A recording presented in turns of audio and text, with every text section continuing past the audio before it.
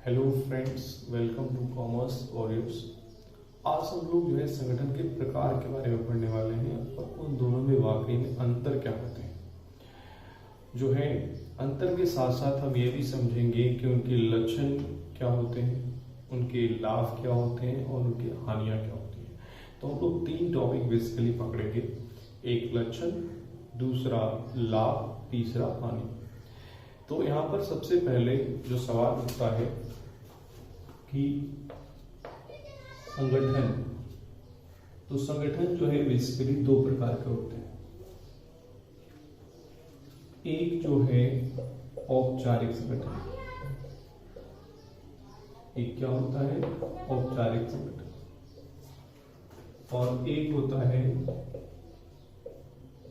अनौपचारिक संगठन। तो दो प्रकार के संगठन है, एक औपचारिक संगठन और एक अनौपचारिक संगठन।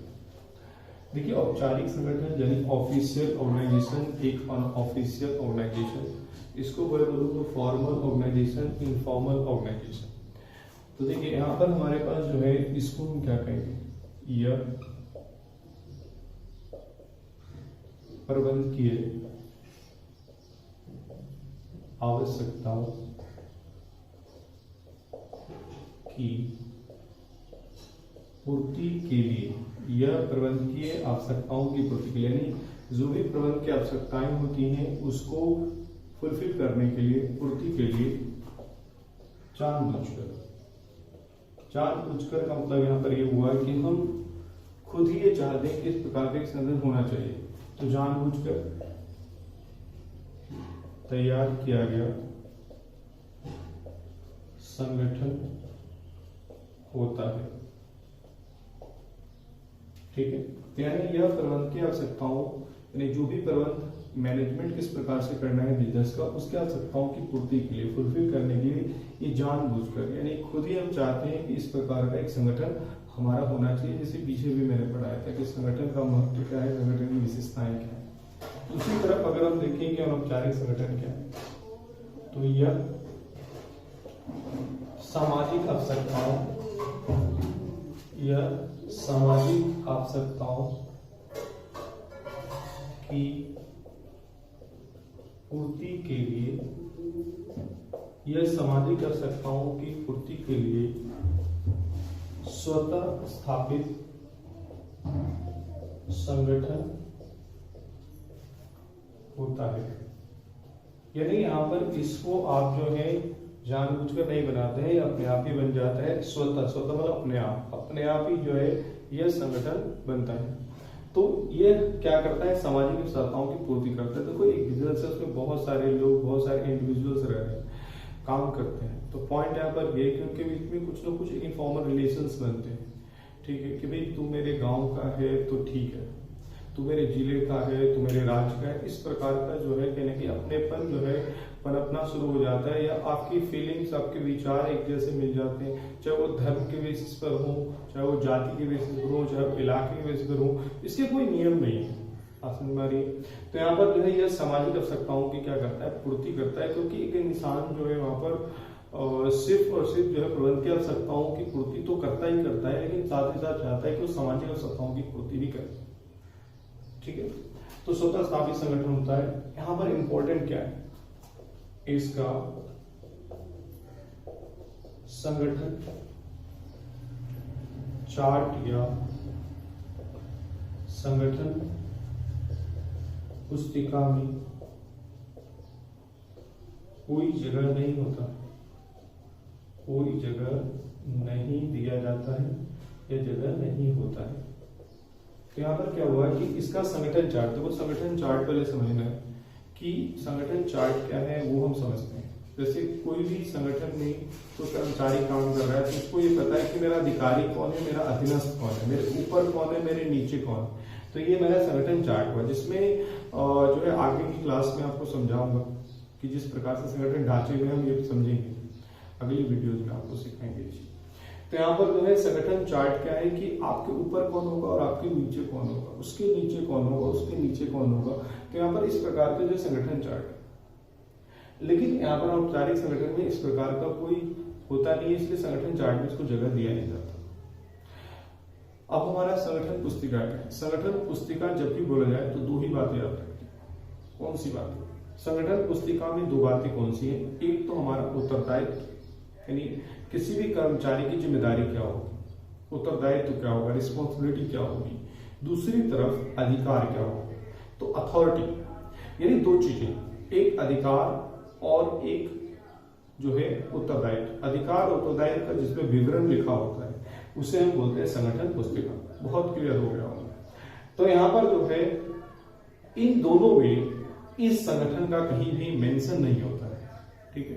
तो यहाँ पर आपने देखा कि यह जो है एक स्वैच्छिक संगठन है, जानबूझकर संगठन हम बनाते हैं, लेकिन हम ये जो है अनैच्छिक संगठन जिसको हम चाहते नहीं है, लेकिन फिर भी एक ऑर्गेनाइजेशन में जब बहुत सारे इंडिविजुअल्स आते हैं तो ये बन जाता है।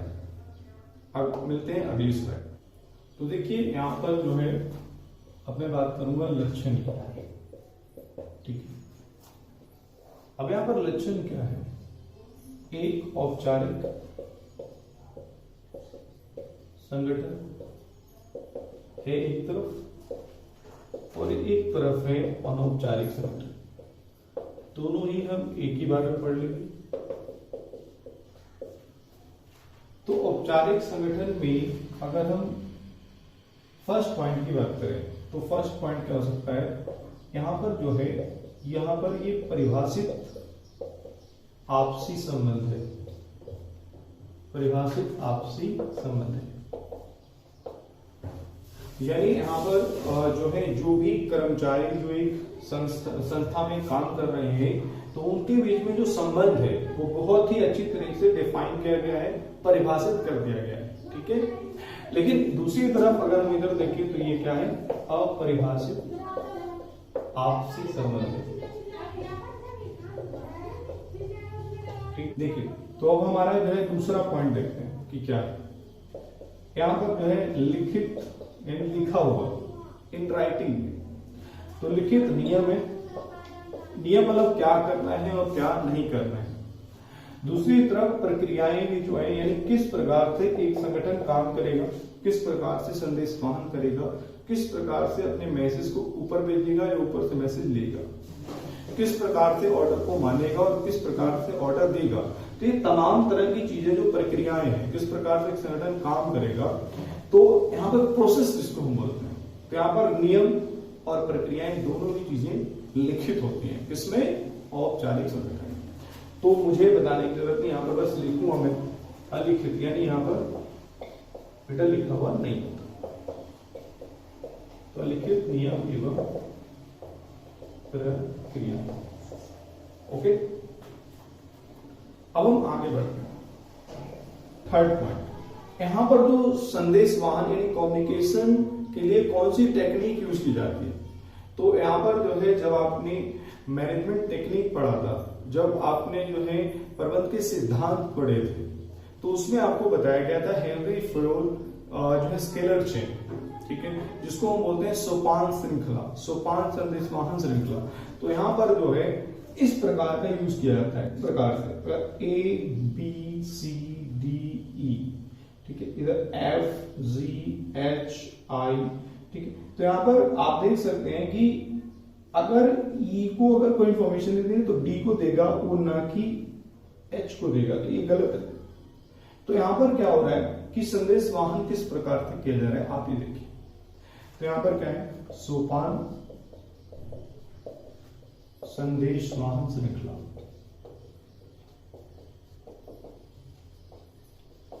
इधर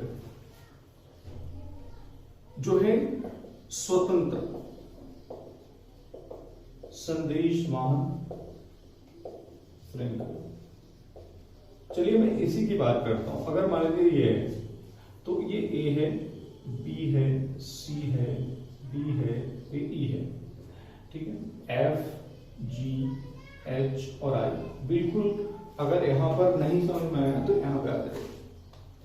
इसमें क्या है कि आपको इंफॉर्मेशन ऐसे देनी थी या ऐसे देनी थी, पसंद हमारी ऊपर से इंफॉर्मेशन आएगा या नीचे से इंफॉर्मेशन जाएगा।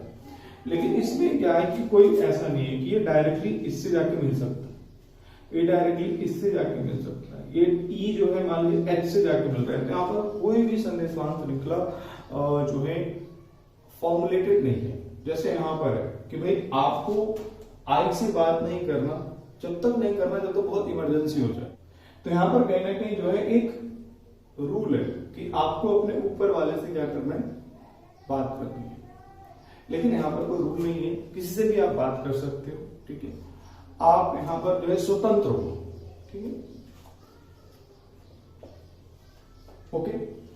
तो आइए हम फोर्थ पॉइंट पे बात करते हैं। फोर्थ पॉइंट क्या है, ये स्थायी है। स्थायी का मतलब ये परमानेंट है, जब तक ऑर्गेनाइजेशन होगा तब तक औपचारिक संगठन होगा। लेकिन इसका कोई समय नहीं है, चलने को 5 महीने कोई ग्रुप चल जाए जिनके बीच में बातचीत है, लेकिन कोई ग्रुप हो सकता है 5 दिन में खत्म हो जाए। हो सकता है कि यहाँ पर कोई टाइम पीरियड नहीं है। तो यहाँ पर क्या है, इसे हम बोलते हैं अस्थायी।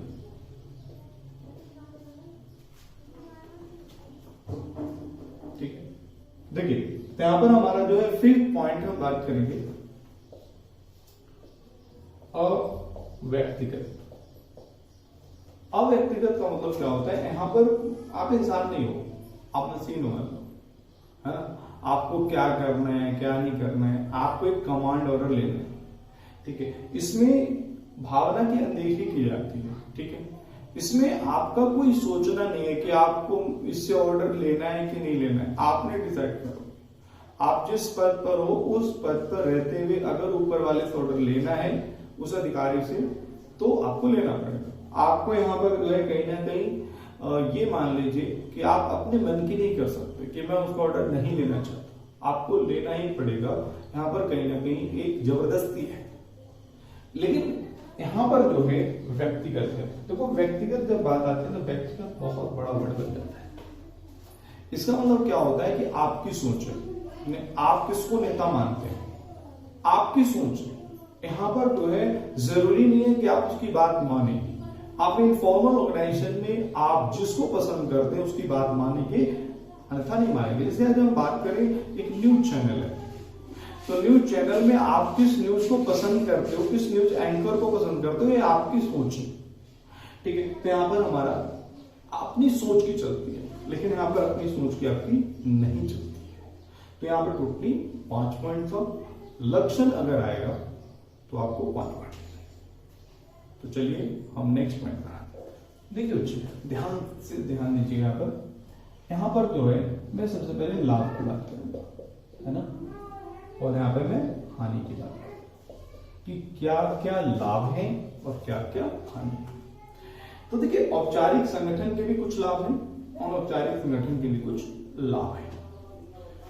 इसकी भी कुछ हानियां हैं और इसकी भी कुछ हानियां हैं, ठीक है ना, दोनों ही होता है। तो मैं इस तरीके से आपको पढ़ाने की कोशिश करूंगा जिससे कि आपको फटाफट याद हो जाए और आप पेपर में लिख पाए, दिक्कत ना हो। तो देखते हैं कि कैसे लिखते हैं। अगर हम इसकी बात करें औपचारिक संगठन के लाभ क्या है, सबसे पहला जो लाभ है, प्रबंध के सिद्धांत में आपने पढ़ा था आदेश की एकता।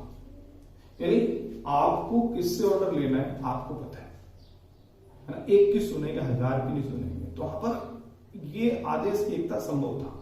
तो आदेश की एकता जब संभव था तो आप उत्तरदायिता निर्धारण में आसानी थी कि भाई मैंने तेरे को काम दिया, तुझसे मेरे को तूने मेरा तो काम क्यों नहीं करा, पूछ सकते हैं आप। तो यहां पर कहीं ना कहीं जो है पहला जो पॉइंट होगा, उत्तरदायिता निर्धारण में क्या होगा, आसानी, है ना। यानी यहां पर आप उत्तरदायिता निर्धारण कर सकते हैं, रिस्पॉन्सिबिलिटी दे सकते हैं कि मैंने तेरे को काम दिया था, तूने काम क्यों नहीं करा। यानी इसको मैं अगर शॉर्ट फॉर्म में बोलूं बच्चे तो यहां पर क्या है, आदेश की एकता संभव है ना, आदेश की एकता संभव है, ठीक है। तो उत्तरदायिता निर्धारण में क्या है, आसानी, पहला पॉइंट। लेकिन अगर हम जैसे देखो इसके लाभ है तो इसकी हानि होगी, ठीक है। तो मैं इसका लिख देता हूं, उत्तरदायिता निर्धारण में क्या होगी, कठिनाई होगी। क्योंकि आप किसी के प्रति इस संगठन में किसी के प्रति आप जवाब दें नहीं, आप उसकी सुने ना सुने कोई फर्क नहीं पड़ता, दिल से इज्जत कर रहे हैं कि नहीं कर रहे हैं, यहां पर मैटर करता है, यहां पे मैटर नहीं करता है। दूसरी बात, परिवर्तन में क्या है? असंभव।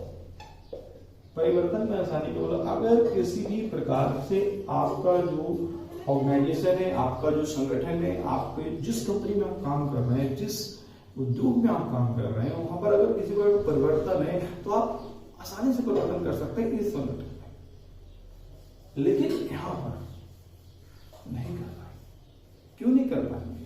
क्योंकि जिस समूह में आप उस परंपरा का दबाव है। भाई अगर मान लीजिए आपके ग्रुप में 10 लोग हैं और 5 लोग मान लो उस चीज को नहीं मानते तो आप भी नहीं मानेंगे। समझ पा रहे? तो यहां पर कहने की उस समूह के का दबाव इतना ज्यादा है कि आप उसको परिवर्तन का विरोध करें। यहाँ पर परिवर्तन में आसानी, यहाँ पर परिवर्तन का विरोध है, तो ये इसकी हानि बन जाती है और इसका लाभ। तो वो कितना इजी आ रहा है, उत्तर देता है धर्म में आसानी, उत्तर देता है धर्म में ऐसे आप परिवर्तन में आसानी, परिवर्तन का विरोध। तो यहां पर परिवर्तन का विरोध क्यों? क्योंकि समूह परंपरा का दबाव है। ठीक है बच्चे, आइए हम थर्ड पॉइंट पर आते हैं। संगठन में अस्थिरता है ना? ये जो संगठन है चलेगा, ऐसा नहीं कि चले चाइना में, चले तो चांद तक, नहीं तो रात, चले तो रात तक, नहीं तो चांद तक, माफ कीजिएगा। यहाँ पर संगठन में स्थिरता है, भाई रहेगा, जब तक संगठन है, जब तक कंपनी है, तब तक ये रहेगा। लेकिन यहां पर जो है ना, इस संगठन में स्थिरता है, लेकिन इस संगठन में क्या है? अस्थिरता है ना? आज है कल नहीं। कोई व्यक्ति यहां बैठ रहा है किसी ग्रुप में, फिर बाद में किसी और ग्रुप में बैठता है, कोई पक्का नहीं। तो यहां पर आपने इसके लाभ पढ़िए औपचारिक संगठन के, और अनौपचारिक संगठन के आपने हानि से आपको बहुत समझना। तो चलिए हम आगे बढ़ते हैं। यहां पर जो है हानि की बात करते हैं। फर्स्ट पॉइंट में हानि क्या है? तो हानि में जो है अगर हम बात करें तो यहां पर कारण क्या है? देरी है। देरी क्यों है? क्योंकि आपको जो है सोपान संदेश वाहन श्रृंखला अपनाना पड़ता है।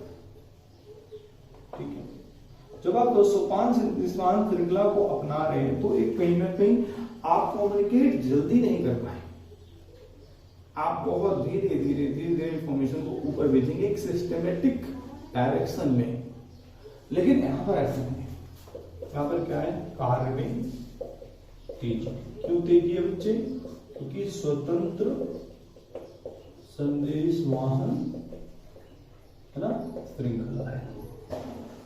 चलिए हम आगे बढ़ते हैं।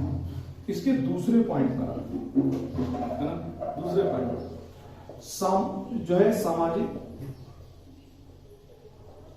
आवश्यकताओं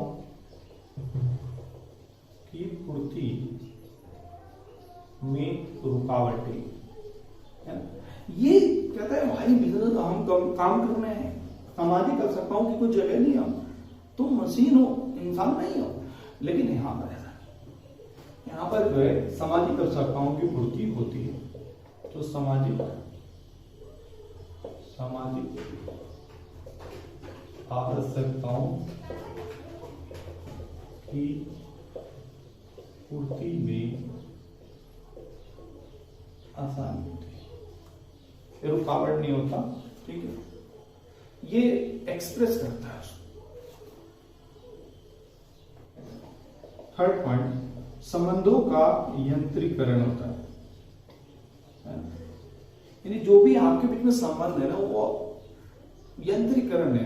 भी आपको ऊपर कौन है, आपके नीचे कौन है, यहां पर ऐसा नहीं है। दोबारा संबंधों का मानवीकरण होता है। आप इंसान हो, आपके संबंध, जैसे अगर आप बॉस की इज्जत करते हो तो एक होता है दिल से इज्जत करना, तो दिल से इस संगठन में इज्जत करोगे, उसको मानते हो। इसमें क्या है? यस बॉस, मानो ना मानो, बन गए तो बन गए, है ना। लेकिन यहां पर जो है संबंध जो है, संबंधों का क्या होता है मेरा? मानवीकरण होता है। ठीक है, आई होप आपको ये सारे पॉइंट समझ में आएंगे। 3 पॉइंट पढ़ाए मैंने आपको, लक्षण, लाभ और हानि, ये 3 ही पॉइंट आपके कोर्स में है। और हम जो है नेक्स्ट वीडियोज में आपको जो पढ़ाएंगे संगठन ढांचे के बारे में पढ़ाएंगे। ठीक है, तब तक के लिए धन्यवाद। थैंक यू सो मच, धन्यवाद।